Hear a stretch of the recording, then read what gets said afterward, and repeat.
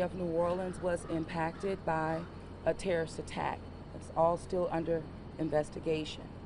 You'll hear more after me. However, I have been in direct contact with the White House, with Governor Landry, and of course a unified command who is present here. What I'm asking at this time are prayers for those who have lost their lives in the city of New Orleans due to this tragedy.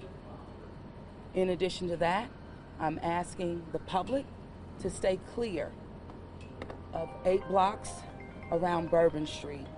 Stay clear from Bourbon Street, 8 blocks around. Very active, and again, a unified command is in place right now. Bourbon Street at around 3:15 a.m. local time. The street is a well-known party hotspot in the city's French Quarter, popular with tourists, and many people would have been out celebrating the New Year. We had this event started at about 3:15. It did involve a man driving a pickup truck down Bourbon Street at a very fast pace, and it was very intentional behavior. This man was trying to run over as many people as he possibly could. It was not a DUI situation. This is a more complex and more serious based on the information we have right now. With respect to numbers, we have right now, and as you already know, this could change throughout the day. We do know that there are 26 injured people who are at UMC Hospital. We know we have 4 at Turo, 4 at Ochsner Baptist, 1 at Tulane, but even as I was walking out the door, I believe I have an unconfirmed additional people who have been taken to other area hospitals, possibly on the east side. But we will give you as many correct numbers as we can as the day progresses. It is a very tragic situation for me to tell you that we know we have 10 people that this man killed on Bourbon Street. That is why we do not want anyone on Bourbon Street today. Wherever you see yellow tape, please do not violate this tape. This is in order to protect and stabilize the scene. We have information to a certain degree of the demographics of those who are in the hospital right now. We do not know at this point how many could be tourists versus locals, but from the information I have right now, it seems the majority are locals versus tourists. What I also can tell you is that this man, this perpetrator, he fired on our officers from his vehicle when he crashed his vehicle. 2 of our officers have been shot. They are stable, and we will give you an update on them. I have yet been able to go to the hospital. I will be leaving here for us to go visit our officers. We have called in every officer that we have. We have so much appreciated our partnerships who have also offered us staff. Last night, we had over 300 officers out here. And because of the intentional mindset of this perpetrator who went around our barricades in order to conduct this, he was hell-bent on creating the carnage and the damage that he did. My name is Alethea Duncan. I'm the Assistant Special Agent in charge for FBI New Orleans. As Chief Kirkpatrick said, we'll be taking over the investigative lead for this event. This is not a terrorist event. What it is right now is their improvised explosive devices that was found, and we are working on confirming if this is a viable device or not. As Chief Kirkpatrick said, we're asking everyone to stay away from Bourbon Street, specifically from Canal Street to St. Anne. That is my ask. Once again, stay away from Bourbon Street, Canal Street, all the way to St. Anne. until we can figure out what is going on. Right now, I want to bring in CBS News national security contributor Sam Vinograd, a former Department of Homeland Security official in the Biden administration. Sam, I know you're talking with your sources. What can you tell us? What are you hearing right now? Well, we've just learned that the FBI has issued a new statement indicating that they are investigating this as an act of terrorism. Now, I will stress, having unfortunately dealt with far too many mass casualty events, we are in the nascent stages of the investigation. There are a range of motivations that could have been employed by this individual who we now have learned is deceased. This could have been terrorism related, it could be criminal in nature, it could be a personal grievance. What we do know is it appears as if a lone actor drove a vehicle into a large mass gathering of individuals on a very high profile evening, New Year's Eve. These kinds of attacks, unfortunately, have made their way through the course of history. Bad actors of all kinds view holidays like New Year's Eve, Christmas Eve, July 4th as prime opportunities to inflict damage because there are large numbers of people gathered in one place. They can count on that. Bourbon Street was going to be crowded last night, as well as the fact that these are high-profile moments. There's so much media attention during these holidays and these events like New Year's Eve. So these holidays are oftentimes prime opportunities for bad actors of all kinds to inflict damage. So what we now know is that the FBI is taking the lead on the investigation. They're investigating this as an act of terrorism. And at this time, the primary focus is working to ascertain whether this individual did or did not act alone.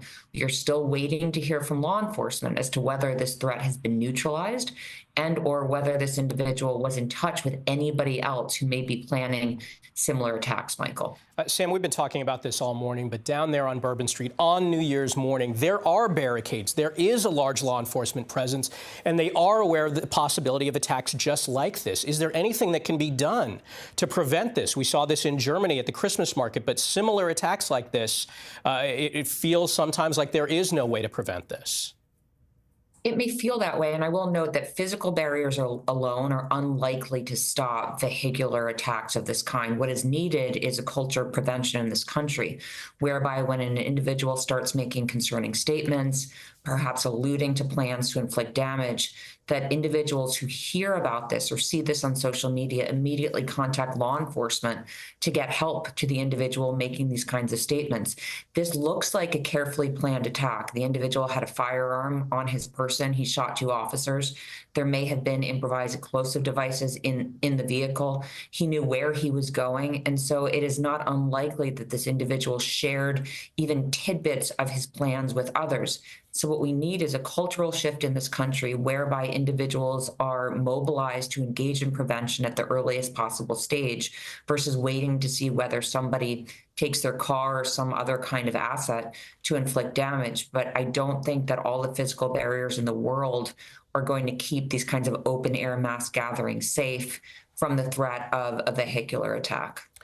All right, Sam Vinograd, thank you so much. We're going to continue to check in with you. And joining us now. One of the important things for the FBI and law enforcement to consider, and they are considering that at this point, is are there other events that could occur? And what I mean by that is, did this individual think enough ahead or plan enough ahead to place, for example, an explosive device in another location?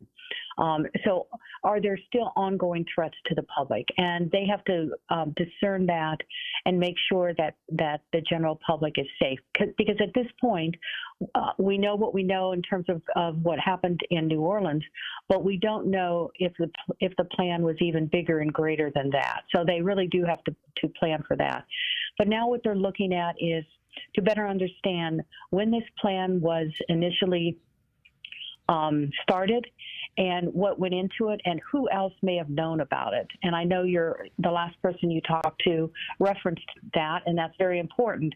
Not necessarily because the person that's responsible, the person that's dead now, not because they had a partner but because other people may have seen the warning behaviors and just didn't come forward to law enforcement. We do know that these kinds of crimes, they just don't happen in a vacuum. This person who planned this didn't do it as the invisible man.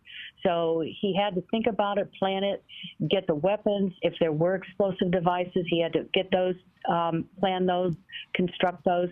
So people would have seen his actions, but as important, people would have been aware of his personal philosophies. Again, you don't wake up a warm, loving, kind human being, and then 10 hours later, you attempt to engage in an extreme lethal attack like this. So he would have been espousing all sorts of comments that may have been offhanded and bizarre, but he still would have been on the computer talking to other people and engaging in what we call leakage to talk about what he had planned to do. This is such a sensational attack in so many ways. It's very unlikely that he would have been silent about it beforehand. Yeah, and I want to ask about that because very often in the early stages of an attack, law enforcement is very careful as to how to characterize it. We don't know the motive yet in this attack, but very early on, the FBI came out and said this was clearly an intentional act, and police even said this person was hell-bent on creating carnage. What about this attack makes it immediately apparent that this was an intentional act? Sure, it's a great question. And just on the surface, when you look at it, it was New Orleans on New Year's Eve or New Year's morning. There were hundreds of people there, and this person chose that venue. So it wasn't a venue where there were no people, where he could drive fast down the street and bombs could have exploded or he could have used his firearms. He chose a venue where there were human beings, and he chose to drive into the venue going very fast, using a very large vehicle. And again, that indicates that he wanted to create maximum lethality. So in order to be able to do that, he had to be in the right state of mind. And the right state of mind is, I want to kill and hurt as many people as possible and create as much chaos as possible. Now, if from that there are ideological motivations, they'll find that out. But just on the surface, based on what we can see now, he didn't want to create just a little bit of carnage or hurt a few people. That was not the goal here. If it were the goal, he would have gone someplace else to do it.